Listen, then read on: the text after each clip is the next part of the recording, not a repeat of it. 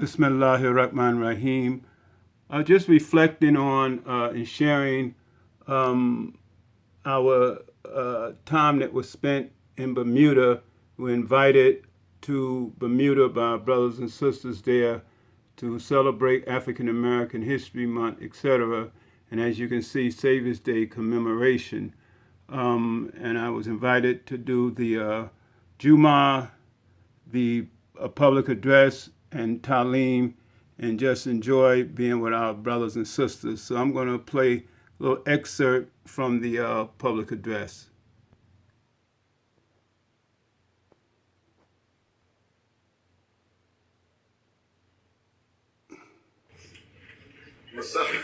Mustafa received a BS degree in Community Development from Rutgers University, New Brunswick, New Jersey in 1979. And in 1983, he received a master's degree in Public Administration. He is the author of several books, among them Let There Be Light, published in 1981, and El-Amin, Christianity and Freemasonry, published in 1985. Whenever you meet Imam Mustafa El-Amin, you find he's a very friendly and outgoing person, warm, very receptive, always willing to listen to you. You know, he's just a genuine, nice person. So I'm not going to hold him up too much longer. And I'm going to turn over this mic to the Imam Mustafa, and you'll hear him for yourself. Imam Mustafa El-Amin.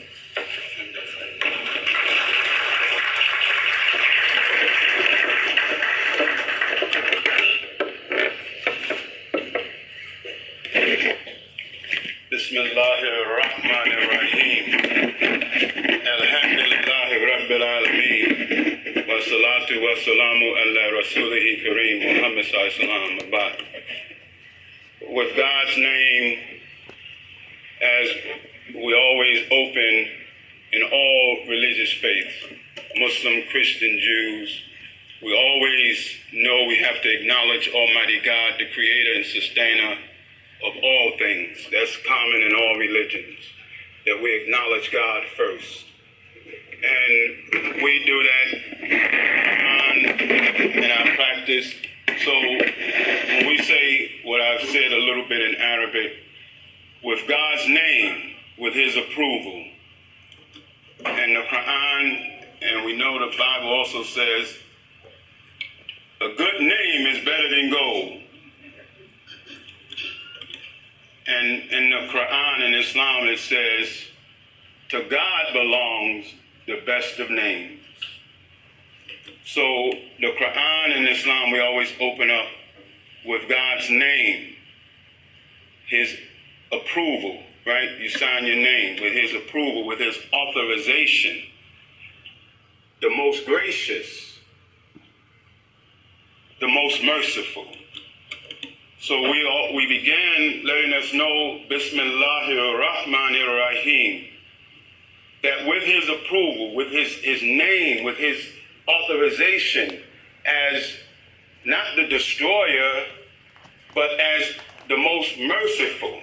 That's the first that's brought to our mind.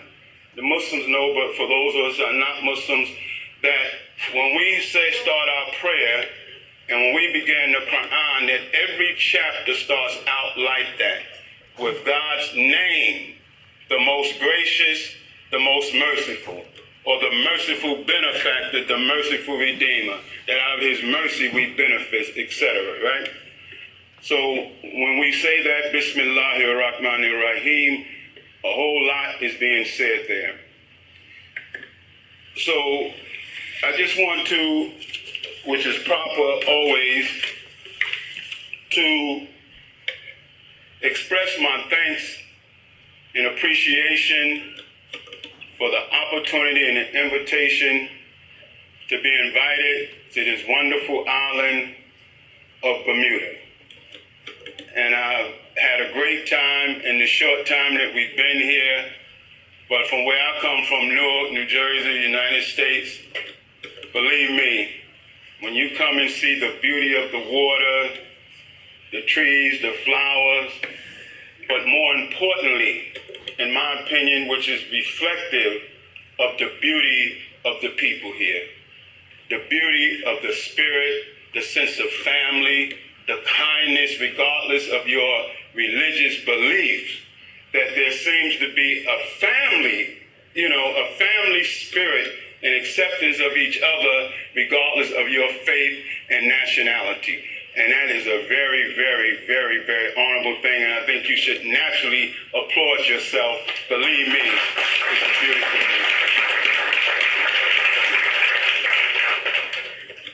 thing. So, of course, I thank the committee and the committee chairperson for extending this invitation and putting this together to bring myself and my wife here to contribute in whatever way that we can.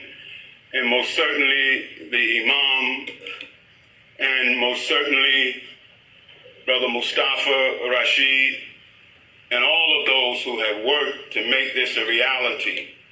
And if you look around, and those that were up here, they see what I see.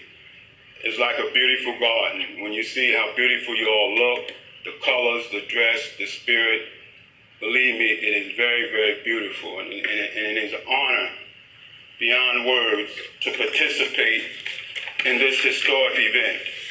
I went to my roll-on suitcase there. I thought I had a book. I brought it with me, but I think I left it at the hotel.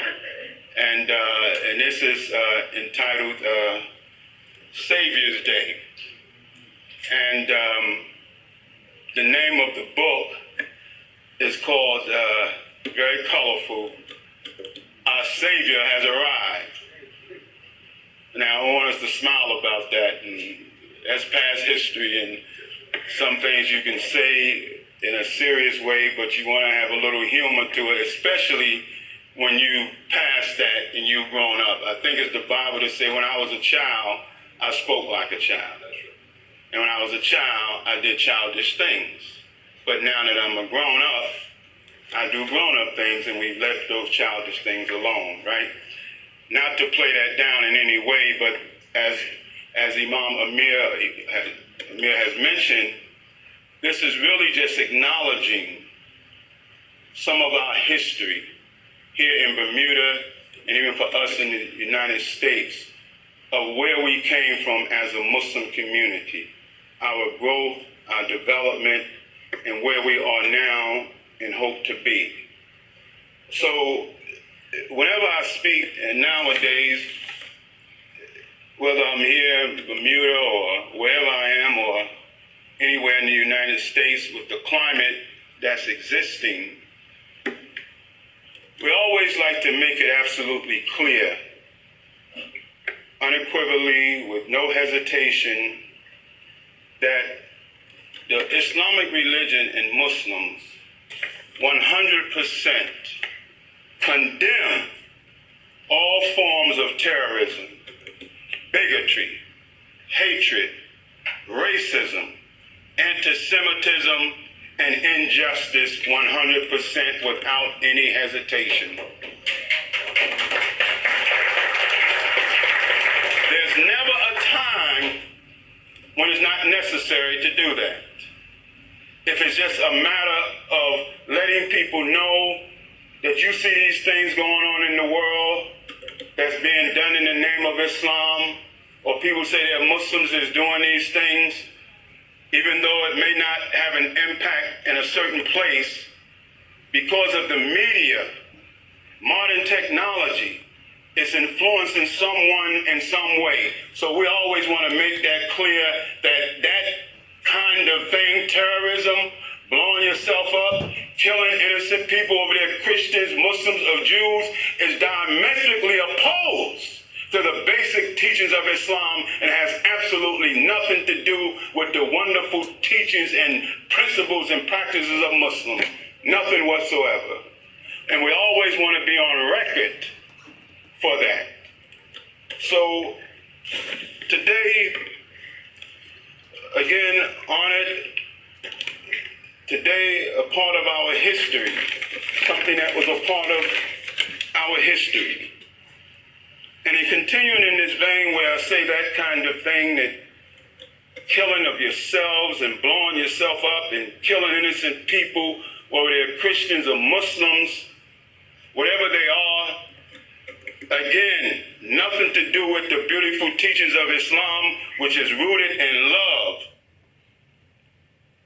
Love of God, love of humanity, love of freedom of expression, the dynamic belief in the innate beauty for excellence of the human being. In the Holy Quran, God says he has made all of the children of Adam honorable. He says that he has formed you in the butun, in the belly of your mothers, and made all of your forms most beautiful. Regardless to where you come from, what shape, what size, he has made all of your forms most beautiful. Your color, your shapes, no matter where you are on this earth, he has made that most beautiful. And he also has said, we have definitely created all mankind in the best mold, best upright mold. And so, as children of Adam, and not particularly to see Adam as an animated, physical being necessarily, but to see Adam, our father from which we all came, right? We know Adam, we call him our father. The Bible has a story. The Quran has a story that Adam is our father, right? And in the Quran say, "O children of Adam, let not Shaitan, the devil, seduce you and trick you like he tricked your parents and got them out of the garden," right? Exposing their shame. So as the children of Adam, all of us seeing Adam as our father, not necessarily as an animated one person out of Europe that we all came from, right? Or one person out of Africa necessarily, but to see him as something bigger than that, as a soul, right? As a spirit that permeates in each and every one of us, right? To see him beyond that physical being, but to know that he represents a soul, and that's what it says in the Quran. It says, and by the way, if you don't have it and someone give you a Quran, it says that in this chapter entitled The Women, chapter 4, that there's in our most holy book a chapter called The Women, and I mentioned it yesterday. There's not one called The Man, brothers. And for our Christian friends, in our holy book, there's a chapter called The Women, not one called The Men, right?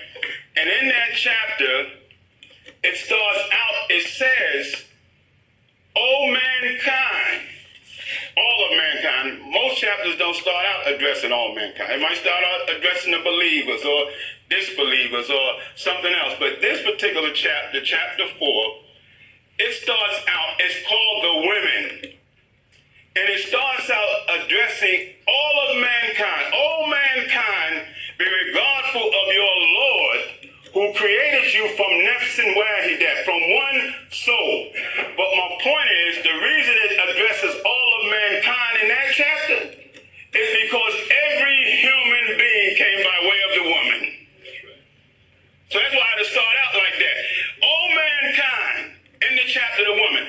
I don't care, rich, poor, black, white, brown, African, European, wherever you are, whoever you are, you got here, brother, by way of the woman. So when he's saying something, he's addressing all of humanity in the woman, right? In that chapter. And it says, "Be regardful, have a loving fear of your Lord, who created you from one soul." One soul.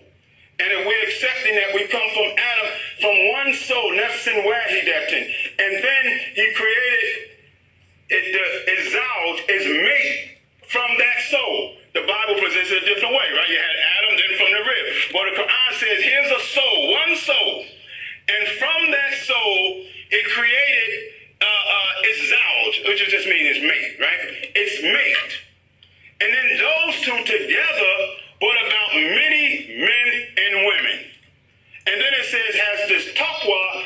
wounds that bore you. Now that's beautiful right there. That our understanding as Muslims and the best for people is to see ourselves as coming from a soul that's bigger than the animated thing, bigger than somebody physical, that we are brothers and sisters, human, with human excellence, human beauty, but we're all connected because we come from that one soul. It can be, as it is, 4 billion people on this earth, but we came from that one soul. We all have the same makeup, as the same human excellence and potential, regardless to where you are on this earth. And the Quran says, also, it says, although you traveled and you're in different parts of the earth in different colors, it says, we have made you tribes and nations, that you will know one another. That you will get to know one another. What does that mean? If I travel here to Bermuda, or you travel somewhere to Europe or Africa, man learns different things. There's culture and environment that requires them to learn and do certain things based on their environment. So if you go to that environment, that you will know each other. You say, wow, I didn't know you could do it this way. And then you take that knowledge somewhere else, right? So it says, yes, you're different nations and communities, that you will know one another. And then they put in the commentary that you will not despise one another. So let's just look at that as our religions. You have Muslim, Christians, Jews, Buddhists, others. We're not all the same, but we're believers in God. So God said he's made us different in that way, that you should learn. To add food, that you will know one another. Why would I be afraid to learn something about Christianity? Why would I be afraid to learn something about Judaism? I'm firm as a Muslim, but why would I be afraid to know something about them, right? And why would I, as a Christian, be afraid to learn something about Islam, right? If I'm firm where I am, right, that we will get to know each other, so that we don't seem like strangers as we walk past each other. Oh, I know something about that. I may not agree with it or practice it that way, but I understand now. So when your holiday comes, I can say to you, season greeting, may God bless you, right? When you're firm in yourself, you know it don't take anything from you. So it don't take nothing from a Christian to say, hey, how do you say that? Assalamu alaikum, I say, yeah, it don't take nothing from right. So if you say, okay, when I come to your event and I'm speaking like I would speak anywhere else, right? So it says, in these ways that you will get to know each other. And so, and saying that, stand back to Adam, if we can see as it's presented to us, that Adam is something bigger than something physical, right? And say that he's a soul that we all came from, right? This human soul, this entity, right? Beyond our physical, right? And in the Quran, and it says that we learn something about the soul. It mentions the soul, a lot of emphasis on the soul. And there's 3 levels, it presents 3 levels of the soul, right? Next. And one is called Nefsin Amara, which is associated with maybe the passions, perhaps, right? There's different translations, but those who know a little bit, if you say Nefsin Amara, Amir, Amru, affair, right? That's one level of our soul, right? They give in to the passions or whatever, right? The physical part. Or you might say physical, mental, spiritual, right? So that's one level of the soul. And it's a matter of conquering that level of the soul, even though it may express physically. And what do we mean by that? Christians fast, the Jews fast, and Muslims fast, right? We fast for 29 to 30 days during the month of Ramadan. And during the day, we abstain from anything, water, food, intercourse, most things that's being pulled from our passions, right? From our physical body. So it's an exercise in conquering the pulls of the physical body, right? The things that we normally do for our own good now, right? The things that we normally do, drink water, eat food, etc., right? That during this 30-day period that we fight our passions, fight our hunger, right? Natural things for about 30 days to help keep an exercise in controlling ourselves, right? Discipline, right? For the pleasure of God, right? So that's training.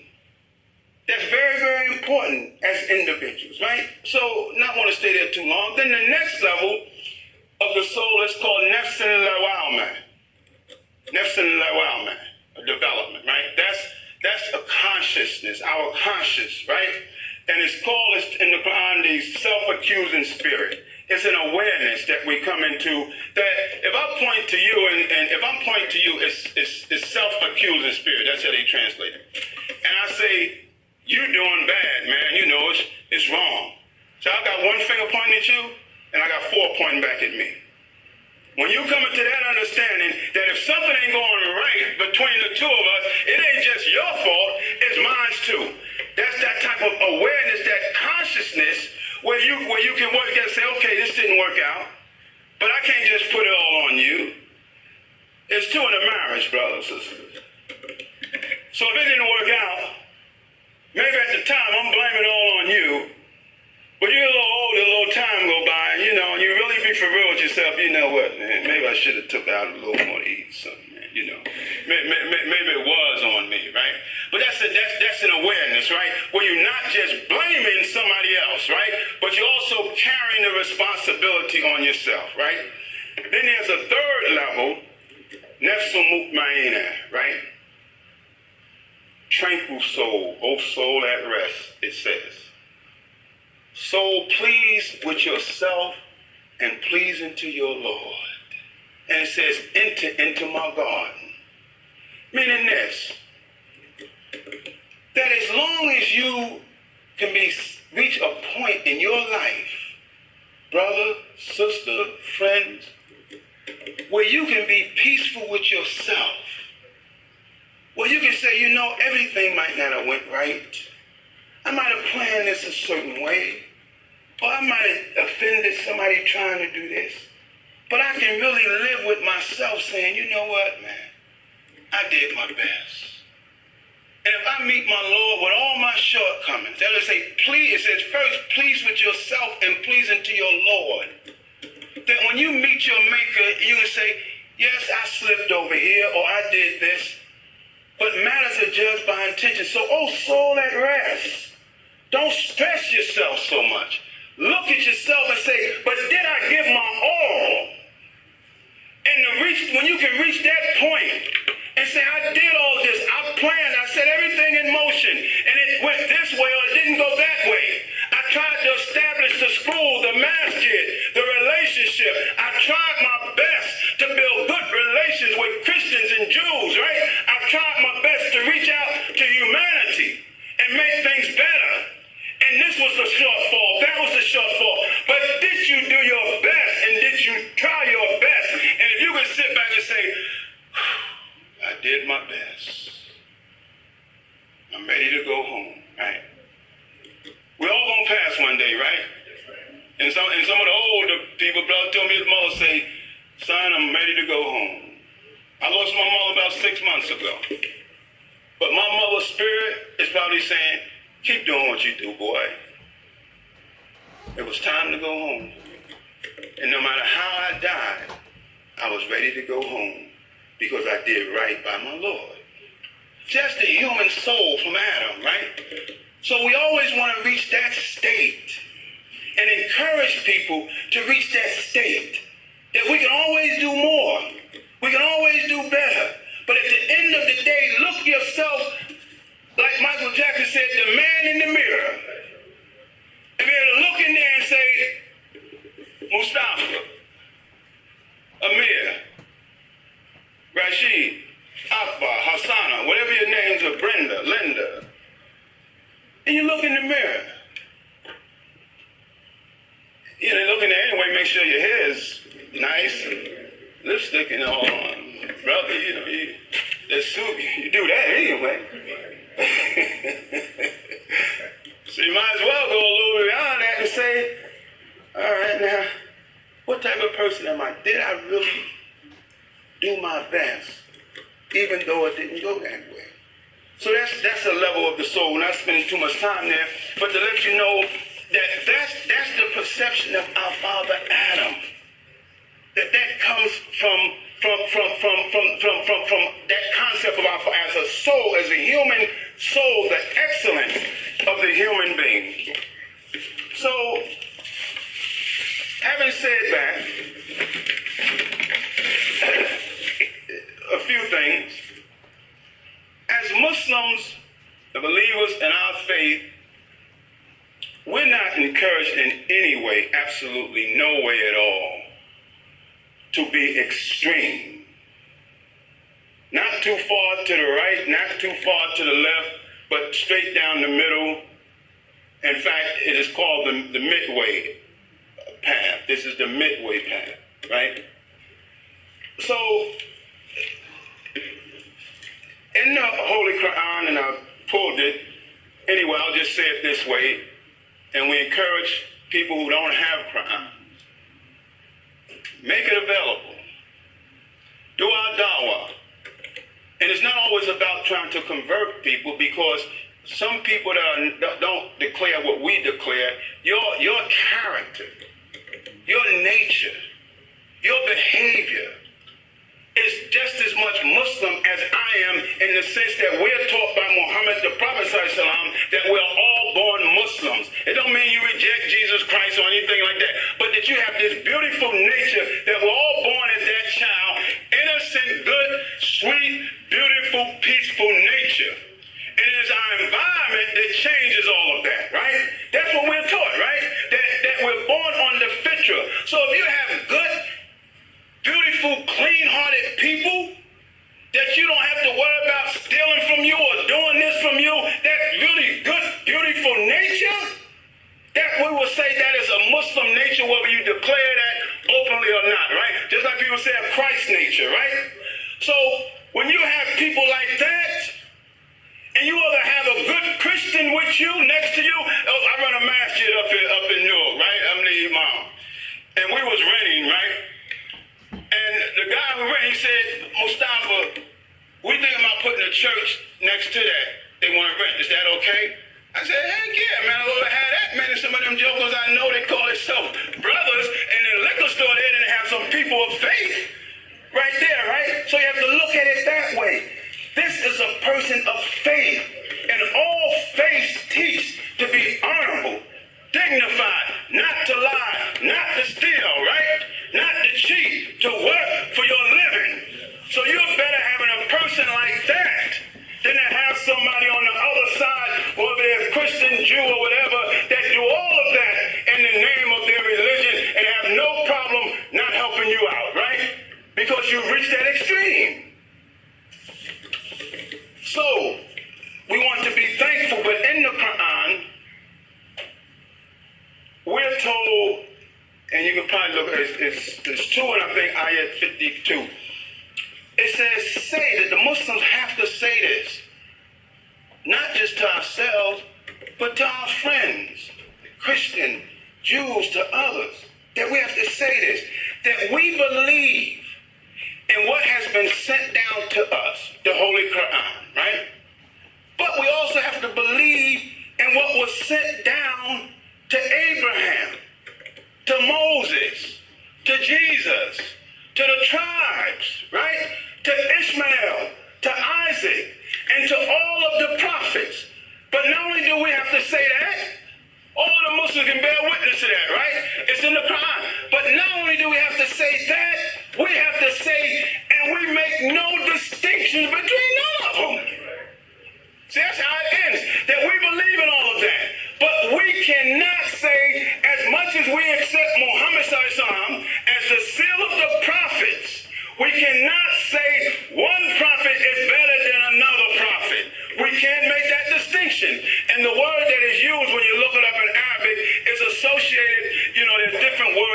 distinction to split, right?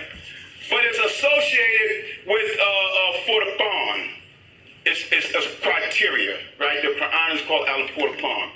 That there's a criteria, and we have a criteria. It helps you to distinguish between logical things and illogical things, right? Right and wrong. This is the criteria that helps you distinguish. So it's saying something deep to us, that you cannot even look for a logical explanation. You can't even look for some rational reason or criteria to distinguish between the prophets, because they all belong to one brotherhood. Moses, Jesus, Noah, Abraham, Muhammad sallallahu alaihi wasallam, that all of them belong to one prophet and one brotherhood. And in the Quran, our Christian friends and others are called people of the book. That we all have a book, right? We have Quran. The Jews have the Torah. The Christians have the gospel, both together, right? But we're all called the people of the book.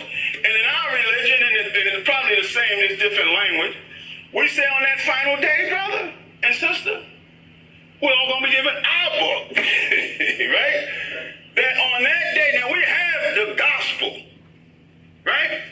We have the Torah, the books of Moses, etc. And we have Quran. That's for all of mankind. But it said on that day, you're not going to be given the Quran in your hand to read, or the Torah. It's going to say on that day, your book. That those of us, our book is the book of our life. How did you live your life? So your book is going to be given to you, and it's going to say, read it, right? And it says some people are going to be given their book in their right hand, and they're going to have a smile on their face. Then there's one going to be given in his left hand. And then there's one, what can I say? So they're going to be put behind his back. I don't even want to see it. I already know what the deal is. Just hand it right back there. That's where you got to go through, right? But the book of your life, and you know it's interesting behind your back because it's the book of your life. And we all have some things in our life we don't never want to remember again, right? There's things that we all done did, and you say, man, I blocked that out, man. I'm like this, man. I get married to my wife a few years ago, and I said, baby, look, this is just from me and you from this point on, right? I don't really care nothing about your past, right? But inside I really do, right? I'm like, baby, but can you just tell me, I mean, Mom, right? So I don't need nothing to come from the back up and bite me, And I already know she ain't gonna tell me everything anyway, because probably things she don't want to look at and forgot about and come out, right? And the same with me, right? So no, that book gonna be given to you. Some gonna be given in your right hand, some gonna be given in their left hand, right? Meaning the people on the left, it is what it is, right? So God, when we say Allah, what he's saying is, and I just read something like this. They say when you pass, within a certain second, it's like your whole life comes right back to you. I just saw something like that on TV, right? That your whole life come, right? So God presents it that way. That on a certain day, that your whole life, brother, and in the right hand, it's associated with the good, right? That you got that, you got to smile, I'm good, right? Those on the left hand, certain things going to happen to them, right? So you see how important the book is? God gave us a book in general, but we all have the book of life, your own individual life every day, right now, right? My life is being written. Your life is being written. We're sitting here and our life is being written, right? And then one day it's going to say, here's your book. And the Bible, there was a man, I think there's two cases really. It say he was given a book, right? And he say, read it. He said, I can't read it, it's sealed. Right? The book of 7 seals, right? But we just tying it in ourselves. Say it's sealed, I can't read it. And then I think it's another place in the Bible, if y'all don't mind. There was another book, and he took it to another man. He said, I can't read it, right? And then I think, if I'm not mixing it up, I think y'all Christian friends get the message, is that he presented a book, and he said the only one was able to open the book was the Lamb, right? I think the Lamb was able to open one of the books of 7 seals or something to that effect, right? But the point is, we'll be given a book. And when you get that book, I always have these little humor, right? You know, say, yeah, I can't read that. And that book is sealed. God said, stop playing, okay, and read the book, all right? That's how it may be for some of us, right? Now, I'm saying it, and please forgive me if I'm saying anything wrong out of the Bible. I said, most of us grew up Christians, right? My grandfather, Baptist preacher in Georgia, he was. My uncle, my mother, evangelist, you know, I come from Baptist background. I have read the Bible from cover to cover myself, you know, and we grew up that way, so I know a little something about it. But anyway, we'll be given a book. And there'll be some who say, I can't read that, right? So we're just moving there and making some of these few connections as we move forward. It won't be long. It's just know that the similarities, and I wrote a book back there called Christianity and Islam, highlighting their similarities, the road to peace. We have so much more in common than you would ever realize. We have some major differences, but there's so much more in common that we can build upon than we have differences. And we can go straight through. First of all, we believe in God, whatever name you call him, right? We believe in God. We believe in the day of judgment, that you're going to have to pay up for your deeds, right?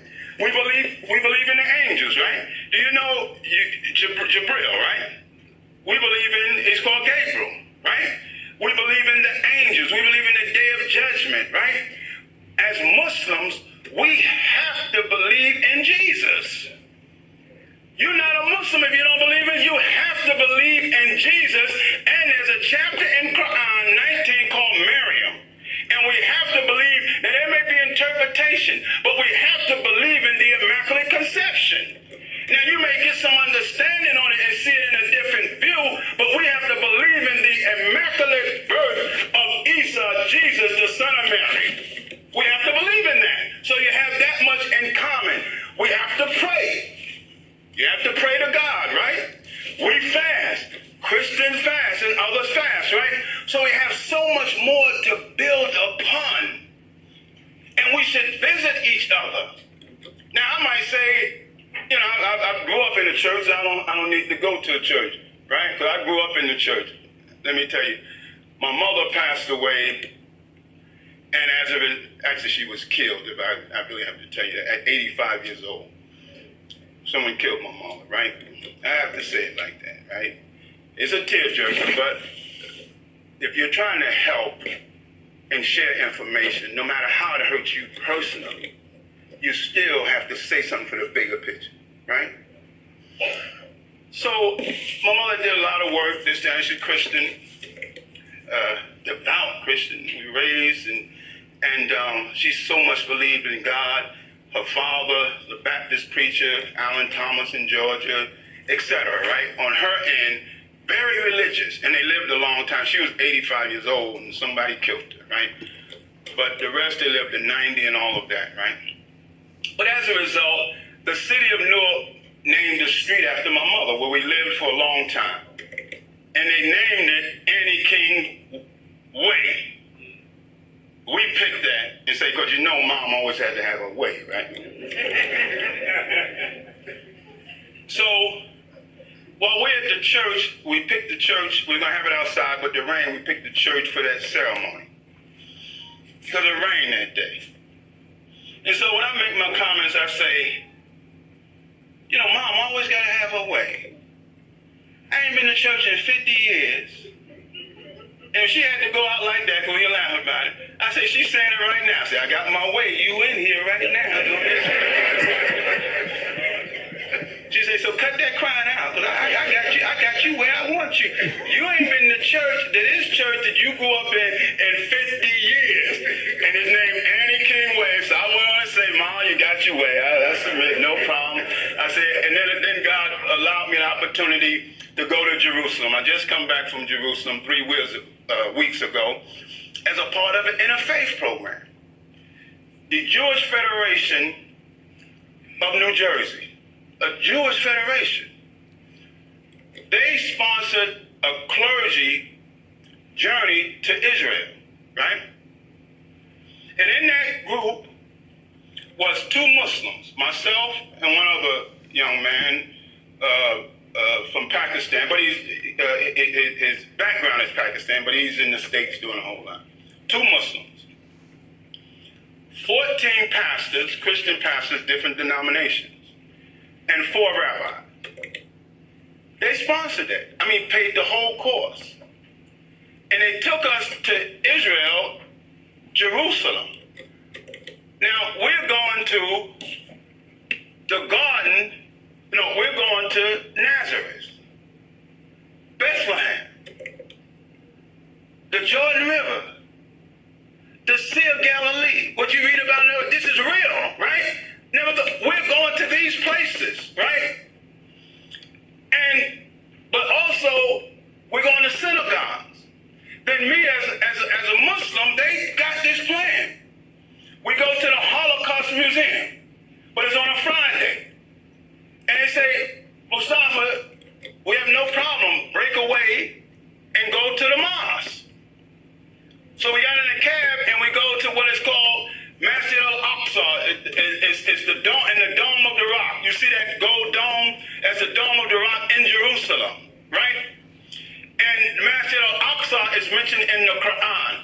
It says Muhammad the Prophet went from Mecca to Jerusalem. And to let our friends know, before we turned towards Mecca, all of us Muslims used to pray towards Jerusalem. That was our direction with the Christians and the Jews, many Christians and Jews. We used to turn in that direction. And then later we would turn back to the house built by Abraham and his son Ishmael, right? But anyway, to stay there, just listen to that.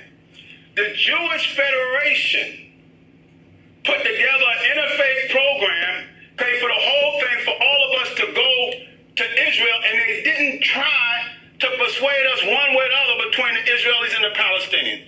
But the bigger picture was, we went to Jerusalem.